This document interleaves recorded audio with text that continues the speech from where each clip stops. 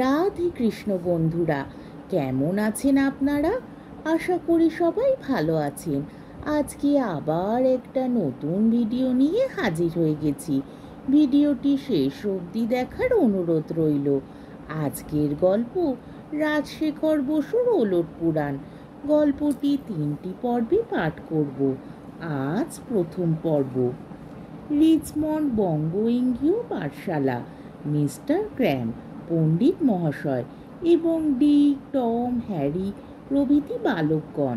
Crumb: চটপট নাও, 4টে বাজে। ডিক: ইতিহাসের শেষটুকু পড়ে ফেলো। ডিক: ইউরোপের দুঃখের দিন অবসান হইয়াছে। জাতিতে জাতিতে দেশ হিংসা বিবাদ দূর হইয়াছে। প্রবল পরাক্রান্ত ভারত সরকারের দুর্দণ্ড শাসনের সুশীতল ছায়ায়। দুর্দণ্ড মানে কি পণ্ডিত মশাই? ক্র্যাম: দুর্দণ্ড জানো না? ডিক: সুশীতল ছায়া আশ্রয় লাভ করিয়া সমস্ত ইউরোপ ধন্য হইয়াছে। আয়ারল্যান্ড হইতে রাশিয়া, ল্যাপল্যান্ড হইতে সিসিলি, সর্বত্র শান্তি বিরাজ করিতেছে। ফ্রান্স এখন আর জার্মানির গলা কাটিতে চায় না। ইংল্যান্ড আর জাতিতে জাতিতে বিবাদ বাধাইতে পারে না। অস্ট্রিয়া ও ইটালিতে আর মেতিপুকুরের দখল লইয়া মারামারি করে না। মেতিপুকুর কোনটা পণ্ডিত মশাই? ক্র্যাম: ওই সামনে মানচিত্র রয়েছে, দেখো না। ইটালির কাছে যে সমুদ্র সেইটে। সেকালে নাম ছিল মেডিটেরিনিয়ান। ইন্ডিয়ানরা উচ্চারণ করতে পারে না বলে নাম দিয়েছে মেতিপুকুর। সেই রকম আলস্টারকে বলে বেলেস্তারা, সুইজারল্যান্ডকে বলে ছুচুরাবাদ, বোর্দোকে বলে ভাটিখানা, ম্যানচেস্টারকে বলে নিমতে।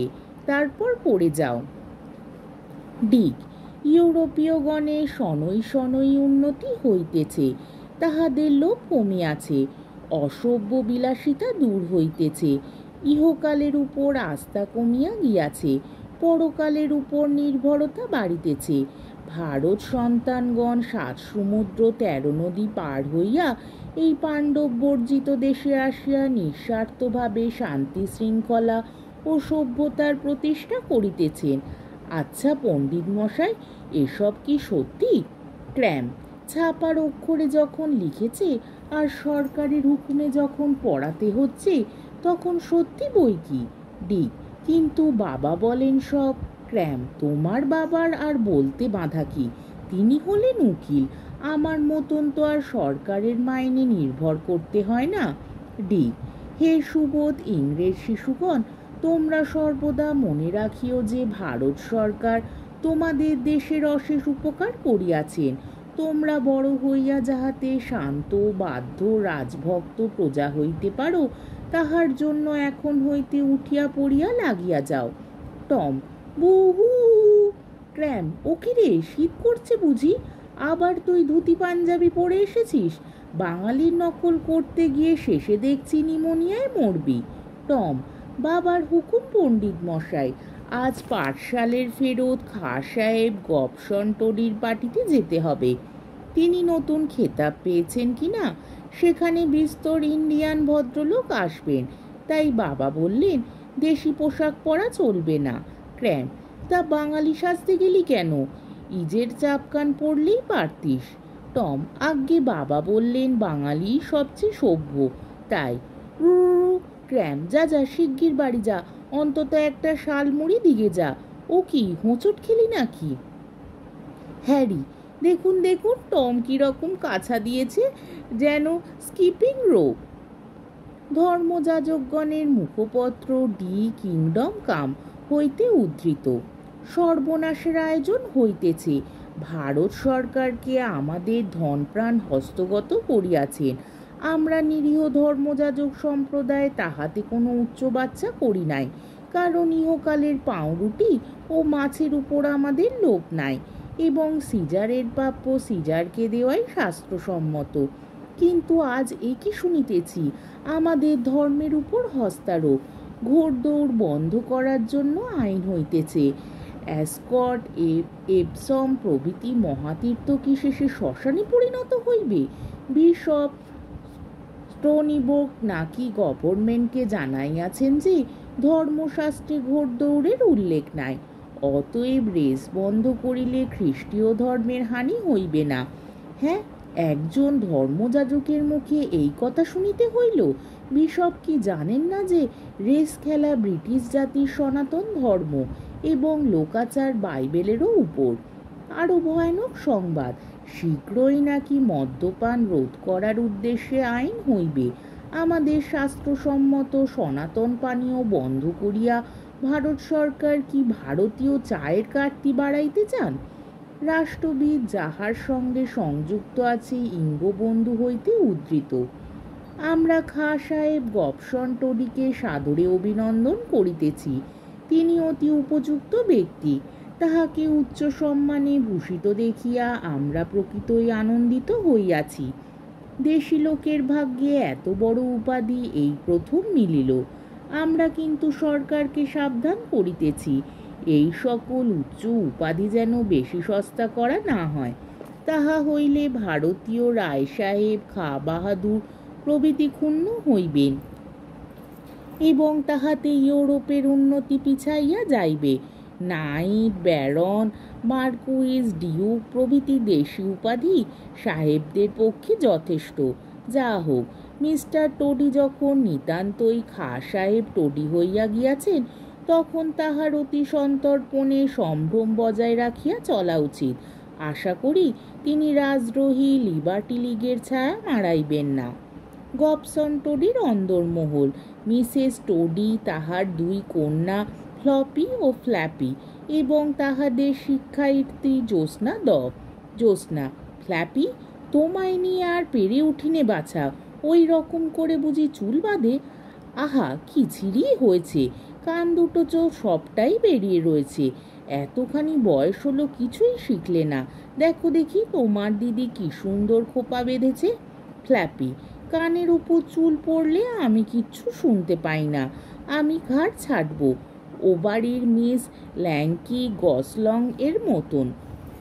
জ্যোৎস্না, হ্যাঁ, ঘাড় ছাড়বে, ন্যাড়া হবে, ভুরু কামাবে, রূপ একেবারে উতলে উঠবে, দেখাবে যেন হাড়গিলেটি পড়তে শাশুড়ির পাল্লায়। ফ্ল্যাপি, জ্যোৎস্না কি বেয়ারা মেয়ে!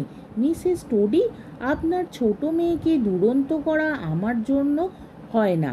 মিসেস টোডি, ছি ফ্ল্যাপি, তুমি দিন দিন ভারী বেয়ারা হচ্ছ। জ্যোৎস্নাদি তোমাদের শিক্ষার জন্য কত মেহনত করেন তা বোঝো? ফ্ল্যাপি, আমি শিখতে চাই না, উনি ফ্লপিকে শেখান না। জ্যোৎস্না, আবার ফ্লপি? দিদি বলতে কি হয়? ও কি, ফের তুমি পেন্সিল চুষছ? ছি ছি, কি নোংরা! আচ্ছা, এখন তুমি ও ঘরে গিয়ে সেই উর্দু গজলটা অভ্যেস করো। মিসেস টোডি, জ্যোৎস্নাদি, আপনার ডিবে থেকে একটা পান নেব? Thank you. জ্যোৎস্না, দেখুন মিসেস টোডি, কথায় কথায় থ্যাংক ইউ, প্লিজ, সরি এগুলো বলবেন না। ভারী বদ অভ্যেস। এর জন্যই আপনাদের জাতের উন্নতি হচ্ছে না। ওরকম তুচ্ছ কারণে কৃতজ্ঞতা বা দুঃখ দেখানো আমরা ভণ্ডামি বলে মনে করি। নিন, একটু দোক্তা খান। Mrs টোডি, no thanks, থুড়ি। দোক্তা খেলেই আমার মাথা ঘোরে, বরং একটা সিগারেট খাই। জ্যোৎস্না, মেয়েদের সিগারেট খাওয়া অত্যন্ত খারাপ, আপনি একটু চেষ্টা করে দোক্তা ধরুন। মিসেস টোডি, কিন্তু দুই তো হলো তামাক। জ্যোৎস্না, তা বলে কি হয়? একটা হলো ধোঁয়া আর একটা হলো ছিবড়ে। ধোঁয়া পুরুষের জন্য আর ছিবড়ে মেয়েদের জন্য। ফ্লপি, তোমার সেই বাংলা উপন্যাসখানা শেষ হয়েছে? ফ্লপি, বড় শক্ত, মোটেই বুঝতে পারছি না। জ্যোৎস্না, বুঝবার বিশেষ দরকার নেই, কেবল বাছা বাছা জায়গা মুখস্থ করে ফেলবে। লোককে জানানো চাই যে বাংলা ভালো ভালো বইয়ের সঙ্গে তোমার পরিচয় আছে, কিন্তু তোমার উচ্চারণটা বড় খারাপ। সভ্য সমাজে মিশতে গেলে চোস্ত বাংলা উচ্চারণ আগে দরকার, আর গোটা কত উর্দু গান। আচ্ছা, তুমি বাংলায় 1 2 3 4 বলে যাও দেখি। ফ্লপি, 1 2 3 4। জ্যোৎস্না, 4 নয় 4। ফ্লপি, 4 5। জ্যোৎস্না, 5 নয় 5। ফ্লপি, 5। জ্যোৎস্না, 5। ফ্লপি, ফ্যাচ। জ্যোৎস্না, মাটি করলে। মিসেস টোডি, ফ্লপিকে বেশি চকলেট খেতে দেবেন না, ছোলা ভাজার ব্যবস্থা করুন, নইলে জীবের জড়তা ভাঙবে না। দেখো ফ্লফি, আর এক কাজ করো, বারবার আওড়াও দেখি।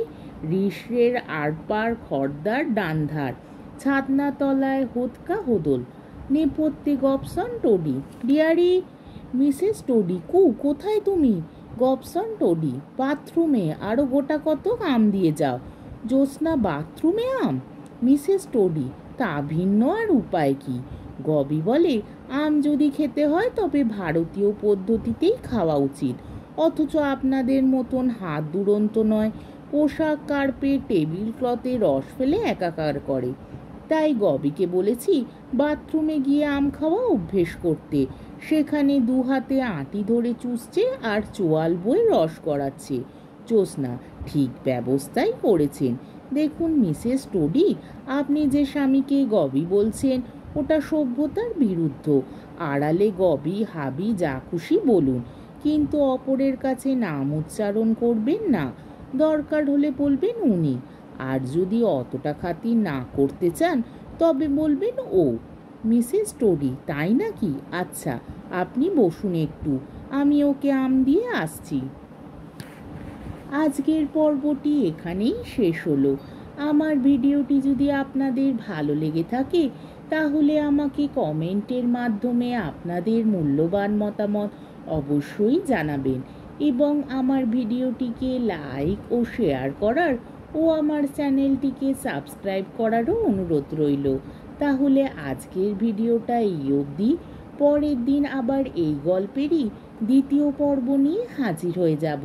ততক্ষণ পর্যন্ত আপনারা সবাই ভালো থাকবেন, সুস্থ থাকবেন, সাবধানে থাকবেন এবং আমার ভিডিওটি দেখতে থাকবেন। তাহলে আজকে আসি। রাধে কৃষ্ণ।